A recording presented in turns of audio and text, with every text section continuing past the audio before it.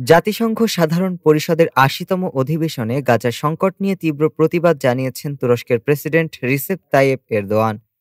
বিশ্ব নেতাদের সামনে গাজার এক হৃদয়বিদারক ছবি তুলে ধরে তিনি বলেন, ২০২৫ সালে এমন নিষ্ঠুরতার কোনো যৌক্তিকতা থাকতে পারে না। ছবিতে দেখা যায় ক্ষুধার্ত নারী ও শিশু খাবারের জন্য হাড়ি হাতে অপেক্ষা করছে।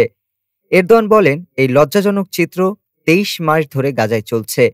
গাজা আজ মানব ইতিহাসের সবচেয়ে অন্ধকার অধ্যায়। তিনি প্রশ্ন তোলেন, শিশুরা যখন খাদ্য ও ওষুধের অভাবে মারা যাচ্ছে, তখন কিভাবে আমরা নীরব থাকতে পারি? একই সঙ্গে গাজায় অবিলম্বে যুদ্ধবিরতি, মানবিক সহায়তা প্রবেশ এবং গণহত্যাকারীদের জবাবদিহির আওতায় আনার আহ্বান জানান তিনি। এরদোয়ান বলেন, যারা নীরব রয়েছে তারা এই বর্বরতার অংশীদার। বিশ্ব নেতাদের উদ্দেশ্যে তিনি বলেন, মানবতার পাশে দাঁড়ান, অত্যাচারিত ফিলিস্তিনিদের পাশে দাঁড়ান।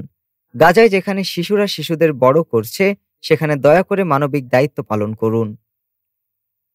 ডেস্ক রিপোর্ট, আজ বার্তা।